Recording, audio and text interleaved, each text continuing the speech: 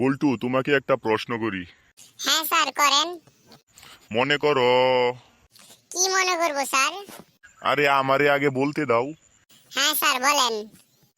মনে করো তোমার কাছে 2টি বিড়াল আছে, আমি আরো তোমাকে 2টি বিড়াল দিলাম। এখন তোমার কাছে মোট কয়টি বিড়াল হলো? স্যার এটা তো অনেক সহজ প্রশ্ন। তাহলে বলো কয়টি বিড়াল হলো?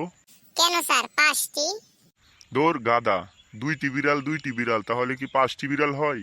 তাহলে কয়টি বিড়াল হয় স্যার?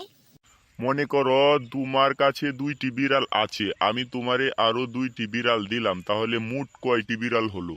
কেন স্যার 5টি বিড়াল হলো? ধর গাদা। আচ্ছা, তোমারে আমি 2টি আপেল দিলাম, তোমার কাছে আরো 2টি আপেল আছে, তাহলে তোমার কাছে মোট কয়টি আপেল হলো? কেন স্যার 4টি? তাহলে আপেল যদি 2 আর 2 4 হয়, তাহলে বিড়াল 2 আর 2 5 হয় কেমনে? কারণ স্যার বিড়াল যে আমার বাসায় একটা আছিল। ওরে গাদা, কুনহানের হিসাব নে কুনহানো লাগাইছে। আচ্ছা স্যার আমি আপনাকে একটা প্রশ্ন করি। তুই আমারে প্রশ্ন করবি? হ্যাঁ কর দেখি। আচ্ছা স্যার বলেন তো গুয়া ফল কাকে বলে?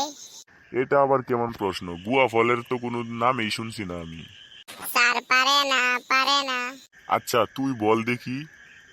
স্যার মুরগির ডিম কিংবা হাঁসের ডিম। মুরগির ডিম আর হাঁসের ডিম গুয়া ফল হলো কিভাবে? কারণ স্যার মুরগি আর হাঁস গুয়াতে ডিম পারে না, এর জন্য এর নাম হচ্ছে গুয়া ফল। আচ্ছা বল্টু, তোকে আর একটা প্রশ্ন করি। হ্যাঁ স্যার করেন। মনে কর যে সমুদ্রের মাঝখানে একটা আপেল গাছ, এই পারেও পানি ওই পারেও পানি, তুই আপেলটা কেমনে আনবি? কেন স্যার ডানা দিয়া উইরা উইরা? তোর তো ডানায় নাই, ডানা কি তোর বাপে লাগাইবো? কেন স্যার সমুদ্রের মাঝখানে আপেল গাছ কি আপনার বাবা লাগাইবো?